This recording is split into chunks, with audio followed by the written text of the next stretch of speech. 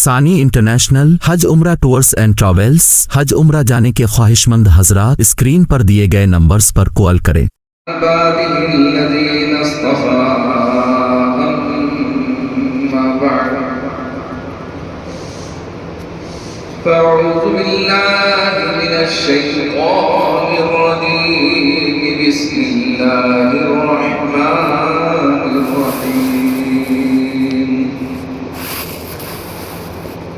لن تنالوا البر حتى تنفقوا مما تحبون وقال الله تبارك وتعالى في شان حبيبه إن الله وملائكته يصلون على النبي يا أيها الذين آمنوا صلوا عليه وسلموا تسليما اللهم صل على محمد النبي الأمي وعلى آله وأصحابه البررة الكرام وعلى سائر الأنبياء والمرسلين والملائكة المقربين وعلى آله وأصحابه أجمعين। मेरे मोहतरम बुजुर्ग और दीनी भाई ये जुमा पूरे मुल्क के अंदर बहुत अहम जुमा है और इस जुमा के अंदर पूरे मुल्क के अंदर औकाफ के सिलसिले में बयानात की हिदायत ऑल इंडिया मुस्लिम परसनल्लाह बोर्ड के जिम्मेदारान ने हमें दी है। कल अल्हम्दुलिल्लाह रहीमिया मस्जिद के अंदर पूरे शहर के उलमा अइम्मा को जमा किया गया था। माशाअल्लाह उलमा के अंदर की जज्बा, अइम्मा के अंदर जज्बा पहली मर्तबा देखने को मिला। कैसा महसूस हो रहा था कि उलमा और अइम्मा नहीं बैठे हुए हैं बल्कि जुमा का जो मुसल्लियों का मजमा होता कचाकच मस्जिद भरी हुई है और उसमें कुछ तजावीज़ें भी पेश की गई, कोई लाही अमल मुरतब किया गया। जो ऑल इंडिया मुस्लिम परसनल्लाह बोर्ड की तरफ से हिदायत आते रहेगी उसकी आवाज पर हम इंशाअल्लाह लब्बैक कहते रहेंगे। असल में जो मुल्क के हालात हैं उससे आप बाखबर हैं। आए दिन आप अखबारात के अंदर देखते हैं कि मुसलमानों के लिए जिंदगी कितनी तंग की जा रही है। ये दाढ़ी और टोपी उन्हें किस कदर खटकती है। उन्होंने जो नफरत का माहौल पैदा किया, फिरका परस्त ताकतों ने वो काम कर दिया कि 50 साल लग जाएंगे उनके ज़हन को तब्दील करने के लिए। कोई जमाना था, आप याद कीजिए कि अगर ट्रेन में, प्लेन में, स्टेशन पर, बस स्टैंड पर हम अगर नमाज पढ़ना चाहते थे तो गैर मुस्लिम हजरात हमें जगह दे देते थे, इज्जत की निगाहों से देखते थे। हमारा कई बैरूनी ममालिक का सफर हुआ, कभी एयरपोर्ट पर, कभी प्लेन में हमको रुकावट महसूस नहीं हुई। लेकिन अभी हालिया कुछ मेरे सफर हुए, दिल्ली एयरपोर्ट पे मैं नियत बांधने जा रहा हूँ कि चंद नौजवान आ गए जज्बाती किस्म के, बड़े बड़े टीके लगाए हुए। मौलाना ये मस्जिद नहीं है, अगर पढ़ना ही है तो मेरे हाल में जाके पढ़ो, यहाँ नहीं पढ़ सकते। प्लेन में रोका जाता, ट्रेन में वीडियो बनाकर केस किया जाता। आप अंदाजा लगाइए कि फिरका परस्त ताकतों ने इस्लाम दुश्मनी और मुस्लिम दुश्मनी में ऐसा जहर घोला है, ऐसा जहर घोला है कि आपकी सारी नेकियां, सारी खूबियां, आपकी सारी भलाइयां, इस मुल्क के लिए दीन की सारी कुर्बानियां वो भूल चुकी। बस एक ही जहन के अंदर है कि ये औरंगजेबी है, ये मुसलमान है, ये फला की बाबर की औलाद है, और गलत गलत किस्म की निस्बतें, ऐसे जुमले के जिसको हम अपने एतबार से एक गाली समझते हैं, जज्बात में लाया जाता है, और फिर एक बेचारा बच्चा शहीद हो जाता है, एक नौजवान शहीद हो जाता है, एक खातून बुर्का पहनी हुई शहीद हो जाती है।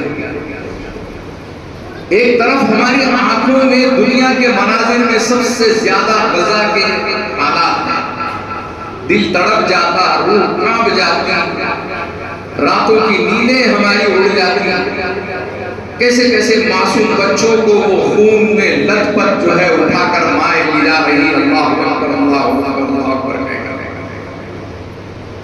क्या हो रहा है दुनिया में? ठीक है, इसका जवाब हमें मिला है कुरान से, मा असाबकुम मिन मुसीबतिन फबिमा कसबत अयदीकुम। कुरान जवाब दे रहा है कि ये जो हालात हमने लाए हैं तुम्हारे अपने हाथों से कमाए हुए हैं, लेकिन ये वक्त नहीं है कि हम अपने मुसलमानों को ये कहें कि आप कमजोर हो जाएंगे, बुज़दिल बन जाएंगे। आपके हमारे अंदरूनी खराबी आमाल की वजह से ये मुसीबतें जरूर आई है। जिस दिन इस मुल्क के अंदर जुमा में जितना मजमा होता है, उतना मजमा असर और फजर में होने लग जाए, खुदाए पाक की कसम इस मुल्क के अंदर इनकलाब आ जाएगा। आपकी आंखों में आंखें डालकर कोई हिम्मत करके बात नहीं कर सकेगा। इन सारे हालात को देखने के बाद किसी शायर ने कहा था कि फिर सर उठा के चलने लगे वक्त के यजीद, फिर सर उठा के चलने लगे वक्त के यजीद। दुनिया को आज फिर है जरूरत हुसैन की, दुनिया को आज फिर है जरूरत हुसैन की। हुसैनी किरदार पैदा, हुसैनी जज्बा पैदा करो। तुम ईमान वाले हो, तुमको अल्लाह ताला ने बहुत बड़ी नेमतों से नवाजा है। तुम अपने आप को बुज़दिल मत समझो, तुम अपने आप को बेसहारा मत समझो। तुम्हारा कोई हामी और मददगार नहीं है दुनिया के अंदर, ऐसा है ही नहीं। तुम एक कदम बढ़ाओ, अल्लाह ताला 10 लोगों को तुम्हारी तरफ मदद के लिए भेजने को तैयार है। वो अबाबील का लश्कर भेजने को तैयार है। इन तंसुरुल्लाह यंसुरकुम, अगर तुम अल्लाह के दीन की मदद करोगे, अल्लाह तुम्हारी मदद करेगा। अल्लाह की मदद लेना चाहते हैं, लेकिन हम कुछ नहीं करना चाहते। अगर आप अल्लाह की मदद लेना चाहते हैं इन हालात में, मखलूक की मदद से कुछ नहीं होने वाला। खालिक की मदद से तुम्हारी जिंदगी और आने वाली नस्लों की जिंदगी बदल सकती है। मेरे अजीज दोस्तों और बुजुर्गों, ये वक्फ जो है, ये इसको हल्के में मत लीजिए।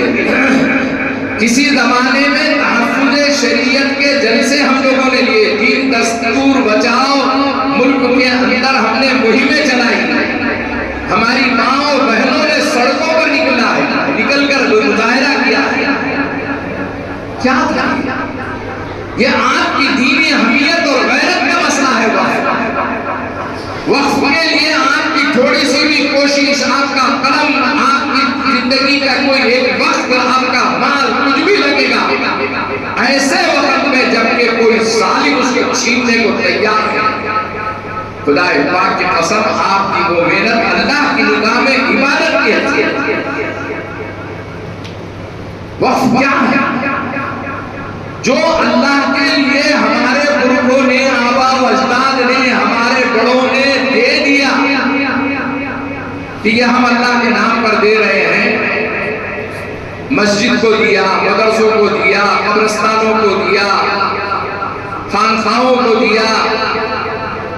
मकसद ये था कि मुसलमानों में जो गरीब है, यतीम है, बेवाएं हैं, मुसलमानों का एजुकेशन है, इसके जरिए से उनकी मदद की जा सकती है, करना चाहिए।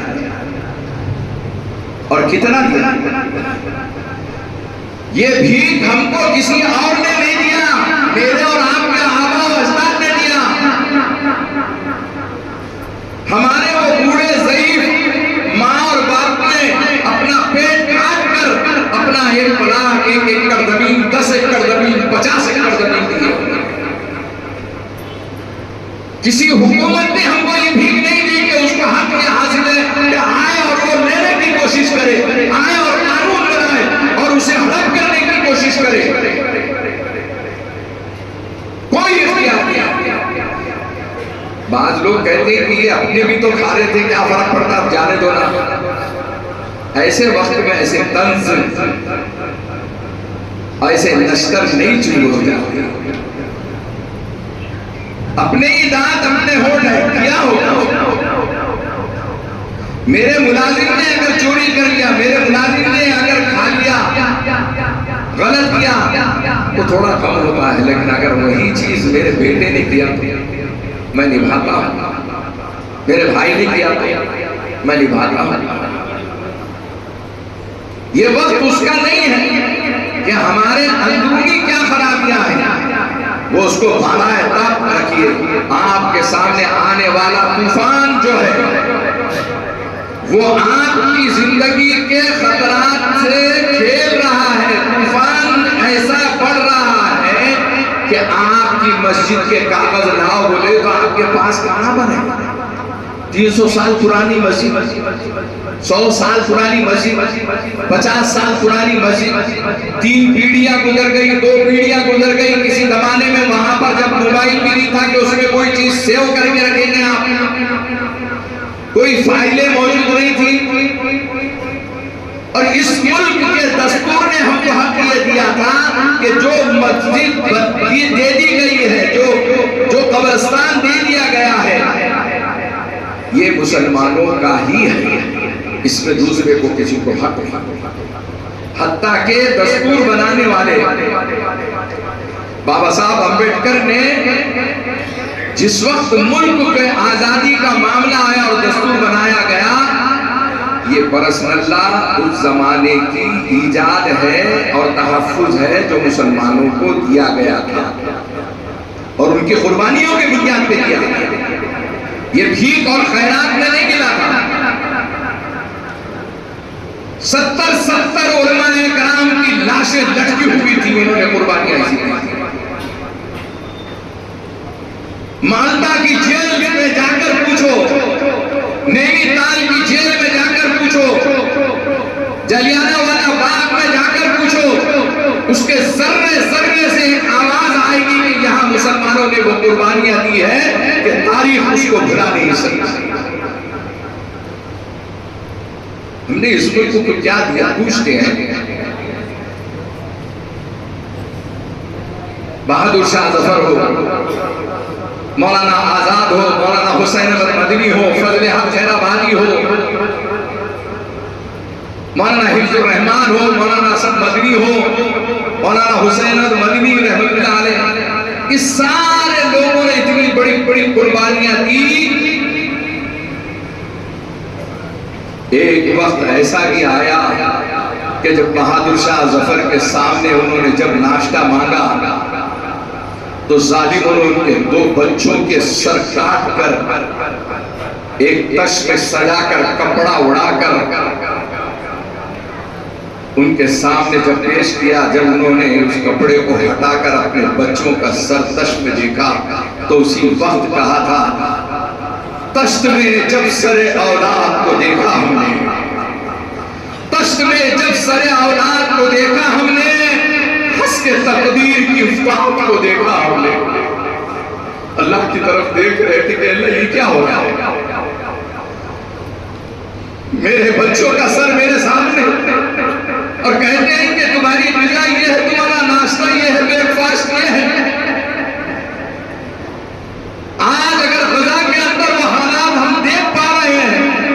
उससे पहले हमारे बाबा अजदाद ने, हमारे पुरखों ने इससे डेंजर वाकया देखे हुए, तड़पते हुए, तरसते हुए, नारे शबीना के मोहताज होते हुए, लेकिन दीन और शरीयत के दामन को उन्होंने अपने हाथों से नहीं छुआ।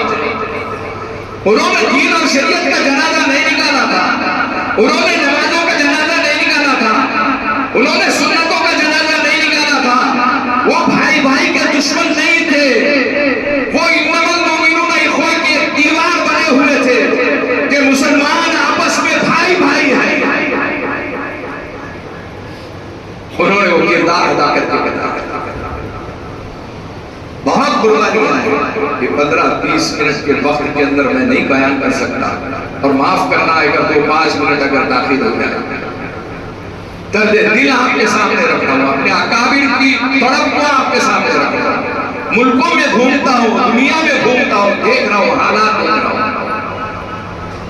अफ्रीका, अमेरिका, गल्फ, हर जगह 57 मुस्लिम मुमालिक हैं। अगर सिर्फ एक सूखी धमकी दे दे, एक सूखी धमकी दे दे कि हम तुमको पेट्रोल नहीं देंगे, इनको दिन में तारे नजर आए, इनको इनके औकात नजर आए। अजीज दोस्तों, वक्फ हमारे आबा और अजदाद ने जो जमीनें मस्जिद के लिए, कब्रिस्तानों के लिए, दरगाहों के लिए दी है, वो उन्होंने अपना पेट काट के अपने बच्चों की रोजी निकाल कर और अपनी मुस्तकबिल को, बुढ़ापे के सहारे को नहीं देखते हुए मुसलमानों के यतीमों, गरीबों, बेवाओं के ऊपर नजर रखते हुए वक्फ करके गए। मरते मरते बोल कर गए कि ये मेरा घर जो है मस्जिद के लिए है, ये मेरी जगह मस्जिद के लिए। अब इन्होंने बड़े सलीके से वक्फ तरमीमी बिल लाया, दोनों ऐवानों के अंदर इन्होंने पास भी कर दिया। ताकत के नशे में है, जो चाहे वो करना चाहते हैं, लेकिन अल्लाह की लाठी में आवाज नहीं होती है। आप घबराओ मत, हम आपको बुज़दिल बनाने के लिए 2 जुमले नहीं बोलने आए हैं। आप ये भी मत बोलो कि बहुत मुश्किल है, बहुत मुश्किल है। कोई चीज मुश्किल नहीं है। अरे ये लफ्ज़ मुश्किल हमने बोल बोल कर तो दूसरों को, गैरों को इस्लाम के करीब नहीं आने दिया, अपनों को इस्लाम के करीब नहीं आने दिया। आज किसी से सवाल कीजिए, दीन पर चलना आसान है कि मुश्किल है? 80%, 90% मुसलमान ये जवाब देंगे बहुत मुश्किल काम है भाई, दीन पर चलना। ये कोई मौलाना मौलवी चल सकते हैं, कोई तबलीग वाला चल सकता, अपने से नहीं होता बात। अरे जब तू 10 साल की, 20 साल की जिंदगी, 50 साल की जिंदगी में कह रहा है कि दीन मुश्किल है और तेरे लिए आसान नहीं हुआ, तो इस मुश्किल चीज के करीब गैर कैसा आएगा? तूने तो ये कहना कि दीन बहुत आसान है, मेरे नबी का फरमान है, अद्दीन युस्रुन, दीन आसान है, दीन आसान है। ये उम्मती जालिम ने, ये बेरहम और संदिल उम्मतियों ने, ये मैंने और आपने इस दीन को दाग और धब्बा लगाया है, इस्लाम को दाग और धब्बा लगाया है, मुसलमानों को जलील और रुसवा हमने किया कि दीन मुश्किल है। किस किताब में लिखा हुआ दीन मुश्किल है? कौन से तुम्हारे बाप दादा ने तुमको तकरीर करके गई थी, नसीहत करके गई थी कि दीन बहुत मुश्किल है? ये कौन सी किताब से निकाल कर लाए होते? ये यहूद और नसारा के जुमले हैं जो तुम और मैं नकल करते हैं कि दीन मुश्किल। नबी का फरमान दीन आसान है, और उसकी एक आसान मिसाल है कि आप खड़े होकर नमाज नहीं पढ़ सकते, बैठ के नहीं पढ़ सकते, लेट के नहीं पढ़ सकते, इशारों से पढ़ सकते। लेकिन नमाज न कभी किसी नबी को माफ की, न किसी वली को माफ है, न मेरे बाप दादा को माफ की, न तुमको और मेरे को माफ है। कहां से लाया हमने माफी का फरमान? ये असल में जो हम नहीं आएंगे, किसने कहा आपको कि जुमा में इतनी भीड़ कर लो कि सड़कों के ऊपर आ जाओ और असल में वो खुदा से तो भूल जाओ? कसूर हमारा भी। तय करो कि इंशाअल्लाह आज के असर में हम ऐसी जमात का एहतमाम करेंगे कि लोग आकर पूछे कि क्या जुमा का वक्त है, क्या पढ़ेंगे ना, फजर में उनको पाबंदी करेंगे ना, और 2 रकात पढ़ के पीछे भाग नहीं देंगे ना। सबसे आखिर में आता है हमारा मुसल्ली और अपने आप को बहुत होशियार समझता है, सबसे पहले भाग जाता। अरे क्यों मस्जिद काटती है तुमको, मस्जिद में घबराहट होती है तुमको, तुम्हारा ब्लड प्रेशर बढ़ता है, अरे ये कोई दवाखाना है, अरे ये कोई कब्रिस्तान है, अरे ये कहां से भागने की कोई जगह है ये। अरे ये तो दिल लगाने की जगह है, ये तो दिल बनाने की जगह है, ये तो दिल को सुकून लाने की जगह है। और मैं एक मिसाल दिया करता हूं, मुंह हाथ धो के सब आते, फिर आज जरा सा थोड़ा फिक्रों की वजह से जज्बात में आदमी तकरीर कर रहा तो जरा चौंकता, लेकिन आमतौर पे अगर यही बात नरमी से कही जाए, भाई दोस्तों बुजुर्गों, तो 2-4 इधर लुढ़कते, 2-4 उधर लुढ़कते, जुमा के दिन उनको पिन लगाना पड़ता। अरे मियाँ यहाँ न को सो, अरे बोले मैं नहीं सोना चाह रहा था, नींद आ रही भाई मौलाना, अरे मैं नहीं सोना चाहता, नींद आ रही।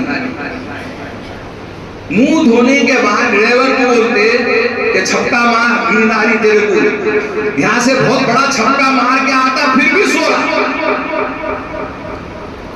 और उधर बिस्तर पर इसका ये हाल है कि नींद की गोलियां लेने का आदी है, नींद को रात को बोलता है आजा आजा आजा, वो बोलती नहीं आती, तू मस्जिद में जा, मस्जिद में जा, मस्जिद में जा, मैं आ जाता। तो कितनी शानदार नींद आती। वो तबलीग में अल्लाह के रास्ते में जो लोग निकलते ना, उनको पूछो कैसे खर्राटे लेके मस्जिद में सोते हो, नरम बिस्तरों पे सोने वाले, लखोपति करोड़ोंपति चटाई पे, ऐसा बेहतरीन नींद आती है उसको, मालूम होता जैसा भूख के शेरा खाना खाते। ये नींद का जो है बेचारा कभी नहीं आती थी, तो अल्लाह के रास्ते में इतनी आती, अमीर साहब को ताकीद करना पड़ता, भैया हमेशा यार तुम बैठे बैठे भी खर्राटे लेते, बहुत स्पेशलिस्ट रहते अपने खर्राटे। एक साहब मेरे बाजू बैठे जुमा के दिन, अभी एक मुल्क का सफर हुआ, अब वो गैर मुल्की है, अपने जमाने का रहता, यहाँ का है, तो अपन कुछ भी बोलेंगे। मेरे बाजू में बैठे बैठे जुमा का वो खुतबा चल रहा अरबी में, हालांकि उनको अरबी समझ में आती, अपने को अरबी समझ में भी नहीं आई, तो माशाअल्लाह जरा सुनते उन्हें खर्राटे लेते। मैं 1 मरतबा 2 मरतबा 3 मरतबा देखा, उसके बाद जरा ऐसा चुप लिया, ऐसा कैसा, इस सुकून की जगह इससे भागने की कोशिश मत करो, राह फरार इख्तियार मत करो, इससे दिल लगाओ। और मेरे आका सल्लल्लाहु अलैहि वसल्लम ने फरमाया, जो मस्जिद में आता जाता है उसके मोमिन होने की गवाही दो, मुसलमान होने की गवाही। जो नहीं आता जाता ना, उसकी कोई गारंटी नहीं। वक्त माजी में आकाए मदीना सरकार दो आलम मोहम्मद रसूलुल्लाह सल्लल्लाहु अलैहि वसल्लम के जमाने से उसकी शुरुआत है, ईजाद है, ये कुर्बानी है किसी की। आकाए मदीना सरकार दो आलम मोहम्मद रसूलुल्लाह सल्लल्लाहु अलैहि वसल्लम तशरीफ फरमा है।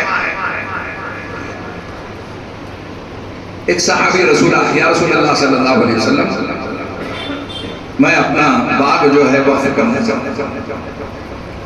आप सल्लल्लाहु अलैहि वसल्लम ने फरमाया, क्यों, क्या बात है? फरमाया कि मैं जब भी इबादत करता हूँ वहां भी कुछ सजदे कर लेता हूँ, तो ये मेरे लिए रुकावट महसूस होता है। मेरी इबादत के लिए ये माल रुकावट है, मेरी इबादत के लिए ये बिल्डिंग रुकावट है, मेरी इबादत के लिए ये तिजारत रुकावट है। तो लोगों ने कुर्बान करना शुरू कर दिया। उन्होंने कहा या रसूलुल्लाह सल्लल्लाहु अलैहि वसल्लम, अब मैं ये बात को रखना नहीं चाहता हूँ, और दान दे दिया, वक्फ कर दिया। एक साहबी रसूल आए, उन्होंने अपना कुआं, उस जमाने में खैर साली चल रही थी और लोग पानी के लिए तरस रहे थे, या रसूलुल्लाह सल्लल्लाहु अलैहि वसल्लम, मैं अपना कुआं जो है ये वक्फ करता हूँ। एक सहाबी रसूल आए, या रसूलल्लाह सल्लल्लाहु अलैहि वसल्लम मस्जिद बनाना है, मेरे जरिए पर मेरे प्लाट पर बनाइए, मेरी जमीन पर बनाइए। लोग पेश वही नस्ल हम हैं। आज भी गई गुजरी हालतों में हमारे मस्जिदों में मार्बल्स लगे हुए हैं, ग्रेनाइट लगे हुए हैं, मस्जिदों के मीनारे और मस्जिदों के गेट इनको खटक रहे हैं। कुछ थोड़ी सी गलती भी तो नहीं। मसाजिद तफाजुल और तफाखुर के लिए नहीं थी, तफाखुर के लिए नहीं थी, इखलास। जब मस्जिदें कच्ची थी, मुसल्ली इबादत में पुख्ता थे। आज मस्जिदें ग्रेनाइट और मार्बल और एसी की है और नमाजी कच्ची है। वक्फ जो है सरकार द्वारा मोहम्मद रसूलुल्लाह सल्लल्लाहु अलैहि वसल्लम के जमाने में आगाज हुआ। सैकड़ों ऐसे वाकयात हैं, वक्त इजाजत नहीं देता है। एक बात समझ लीजिए कि वक्फ की शरई हैसियत, दीनी हैसियत यह है कि आप वक्फ की जमीन को बेच नहीं सकते, किसी को दे नहीं सकते। नहीं मैं मुतवल्ली हूँ, नहीं मैं मस्जिद का ट्रस्टी हूँ, मैं मस्जिद का सदर हूँ, मदरसे का सदर हूँ। आप कुछ भी होंगे, ये अल्लाह के लिए है। जितने मसाजिद हैं बैतुल्लाह है, अल्लाह के घर हैं, और जितने मदरसे हैं वो बैतुल रसूल हैं, रसूल के घर हैं। रसूल के घर का सौदा नहीं किया जा सकता, उसे बेचा नहीं जा सकता, अल्लाह के घर को बेचा नहीं जा सकता। अब इसको चलाने के लिए लोगों ने 10 एकड़ जमीन, 25 एकड़ जमीन दी थी। हमारे मुस्लिम हुक्मरानों ने औरंगजेब आलमगीर रहमतुल्लाह अलैह के बदनाम करने के 100 वाक़यात होंगे, लेकिन उनकी खूबियां ये है कि हम एक मरतबा मुंगेर गए, बिहार।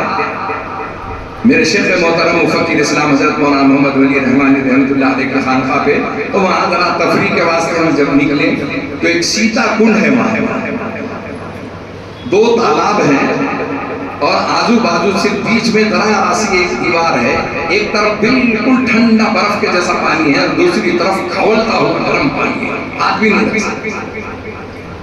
और वो हिंदुओं की अकीदत है कि वो स्नान करते हैं, उनकी जिल्दी अमराज दूर हो जाती, बीमारियां दूर हो जाती, फला है, ऐसा ऐसा है। हम जरा देख रहे थे, कर रहे थे, इत्तेफाक से पुजारी नजर, उसने हमसे पूछ लिया कि कहाँ से आए मौलाना? हमने कहा कि औरंगाबाद से। ओ आइए आइए आइए, चाय पी के जाइए।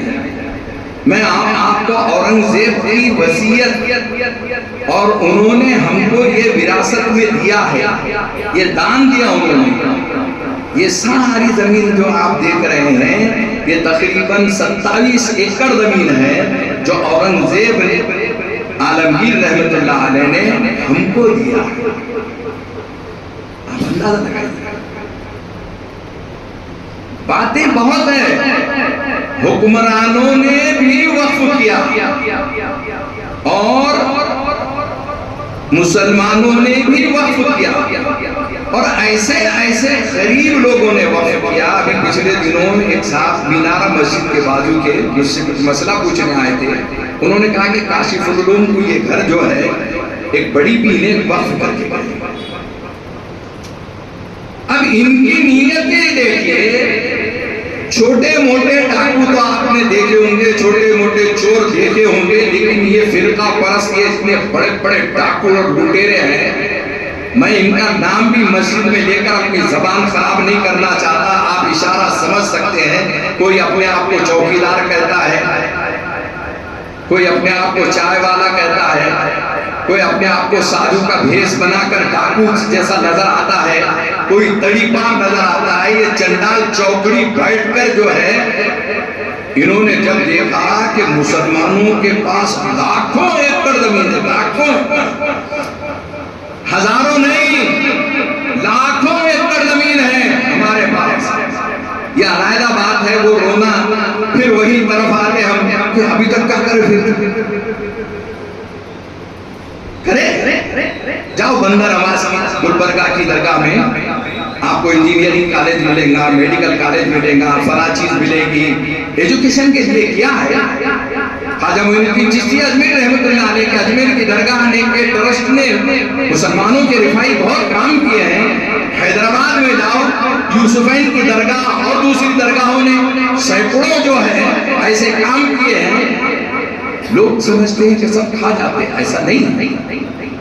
गलतियां हुई होंगी, लेकिन उस गलतियों को हम यहाँ पर तस्करा नहीं करना चाहते। माफ करना, बहुत वक्त हो चुका है। मैं यहीं पर अपनी बात को खत्म करते हुए all India Muslim personal board की हिदायत आपको वक्फा बवक्फा 1 हफ्ते 2 हफ्ते में यहाँ सारे उलमा मिलजुल के बैठेंगे, अखबार के जरिए, सोशल मीडिया के जरिए आपको इत्तलात देते रहेंगे। एक मुसलसल कानूनी जंग है, मुसलसल सड़कों की जंग। अरे संसद उनका है तो क्या हुआ, सड़क तो हमारी है ना। और बुज़दिल मत बनो, जो खालिक का खौफ रखता मखलूक का खौफ निकल जाता।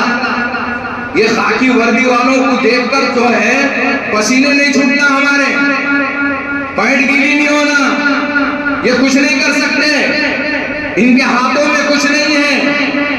ये अगर जालिम कितने भी होंगे, इससे बड़े बड़े जालिमों की तारीख हमने देखी है, हमारे आबा व अजदाद ने देखी है। और ये गुनाहगार बंदा महफूज रहमान आपके सामने बैठा है। शाहबानो केस के मौके पर तलाक मुक्ति मोर्चा जब निकला था तो सारे पुलिस वालों ने मुसलमानों का ये लीडर नजर आ रहा निशाना बनाकर इस कदर लाठी की बरसात की है कि मेरा जिस्म का कोई हिस्सा बल से जख्म से बाकी नहीं, सिर्फ मेरा सर बाकी। अगर उस पर 2-5 बढ़ जाती तो शहीद हो जाती। अब 72 साल की उम्र में पहुंचा हूं मैं आपके सामने, और इस बुढ़ापे में उस वाक़े को याद ताजा कराना चाहता हूं कि आज भी नौजवानों में, हमारे मुसलमानों में वो ईमानी जज्बा है जिसको हम हुसैनी जज्बा कहते हैं। और इस हुसैनी जज्बे का बेहतरीन नुक्ता और पॉइंट ये था, सिर्फ एक पॉइंट था कि मेरे नाना के लाए हुए दीन के अंदर तब्दीली मैं जिंदा होते हुए बर्दाश्त नहीं करूंगा। मैं उम्मती होते हुए मेरे आका सल्लल्लाहु अलैहि वसल्लम की शरीयत में मुदाखलत बर्दाश्त नहीं कर सकता। किसी जज्बे के साथ, कोई चीजों के साथ आप वक्त कानूनी एतबार से लड़ाई का है। हमारे बुजुर्ग लड़ रहे हैं, जान मान लगाने को लोग तैयार हैं, मीटिंगें करेंगे। एक हिदायत ये आई थी कि हर मस्जिद के अंदर जो है औकाफ के सिलसिले में बयानात किए जाए, लेकिन चूंकि ये 15 मिनट 10 मिनट का वक्त होता है, मैं फिर बार बार माफी मांगता हूँ। मेरा मिजाज नहीं है, मैंने ऐसी मस्जिदें भी है अल्हम्दुलिल्लाह कि मैं सिर्फ 10 मिनट तकरीर करता हूँ। मैंने 3 मिनट भी तकरीर की। मुझे कहने में शौक नहीं है, दर्द दिल रखते हुए जरा थोड़ा बाउंड्री में पार कर गया, इसलिए मैं माफी चाहता हूँ, जिम्मेदारान से माफी चाहता हूँ। मेरे अजीज दोस्तों, ये वक्त जो है जाने का, ये वक्त करने का है, जानी और माली कुर्बानी देने का है, अपनी हद तक के जिस कदर हो सके इसमें कोशिश वो करने का है। ये मत देखो कि all India Muslim personal board के जिम्मेदार कौन है, कौन क्या कर रहा है। उन्जुर मा क़ाल वला तंजुर मा क़ाल, क्या कहा जा रहा है ये देखो, कौन कह रहा है ये मत देखो। वो नबी की बात ही कहेगा, वो शरीयत की बात ही कहेगा, वो मोहम्मद सल्लल्लाहु अलैहि वसल्लम की बात ही कहेगा, वो कुरान की बात ही कहेगा। कुरान में आप पढ़ो, सीरत नबवी में आप तलाश करो, आपको औकाफ के सिलसिले में इतना बड़ा मवाद मिलेगा कि 400 सफ़ा आप खुद लिख सकते हैं। सोशल मीडिया पर हर जुमा एक बयानात जारी हो रहे हैं, तो इस 2 जुमा एहतमाम करवाने का हिदायत दी थी कि काले फीते बांधकर हम अपने गम और गुस्से का इजहार करें। और दूसरी एक हिदायत है कि 30 तारीख को 9 बजे शब एक 10 मिनट के लिए अपने घर की, अपने कारोबार की सारी बत्तियां गुल कर अब बाद वक्त होगा उन्हें थाली बजाओ बोला था, आप लाइट बंद करो, तो इस पे भी तनकीद करके हमारे बुजुर्गों ने कुछ सोचा। उन्होंने कहा कि भाई ये अंधेरा देख के जरा परेशान होंगे और फिर रोशनी, तो एक उम्मीद की किरण आई ये जू माना है, इसमें एक रूह है, एक पैगाम है, समझने में। इसलिए बराए मेहरबानी हुल्लड़बाजी मत करो, किसी जज्बाती नारे मत लगाओ, अपने जज्बात को रोक के रखो, सेव करके रखो। वक्त आएगा उस वक्त इजहार करना है, लेकिन एक संजीदगी से कानून के दायरे में रहकर हमको all India Muslim personal board की हिदायत पर धीरे धीरे धीरे इस सफर को बढ़ते रहना है, बढ़ाते रहना है। ये लंबी जंग अंदाजा ये है कि 3 या 6 महीने तक के चलने जाने का। और आखिर में खुशखबरी, उम्मीद अफजा बात यह है कि 2 रोज की सुप्रीम कोर्ट की सुनवाई में कुछ उम्मीद की किरण नजर आई। जो अदालतों का रवैया हमेशा इस्लाम और मुसलमानों के खिलाफ रहता था, कुछ थोड़ा उम्मीद अफजा है, लेकिन सोने के लिए नहीं है, जागने के लिए। मसाजिद में फजर की नमाज में कुनूत नाज़िला पढ़ने के लिए हमारे अकाबिर ने हमें हिदायत दी है। कुनूत नाज़िला एक अहम दुआ है जो मुसीबत और परेशानियों के टाइम पर पढ़ी जाती है। बहरहाल आखिर में 2 शेर कहते हुए कि मिलेगी मंजिल मकसूद ये ईमान रखते हैं, मिलेगी मंजिल मकसूद ये ईमान रखते हैं, हम अपनी रहनुमाई के लिए कुरान रखते हैं। एक हाथ में दस्तूर हो लेकिन कुरान तो हमारे पास छूटेगा नहीं। मिलेगी मंजिल मकसूद ये ईमान रखते हैं, हम अपनी रहनुमाई के लिए कुरान रखते हैं। वतन से वफादारी हो यही इस्लाम कहता है, वतन से वफादारी हो यही इस्लाम कहता है। हम दिल के हर गोशे में हिंदुस्तान रखते हैं। वाखिर दावाना अल्हम्दुलिल्लाह।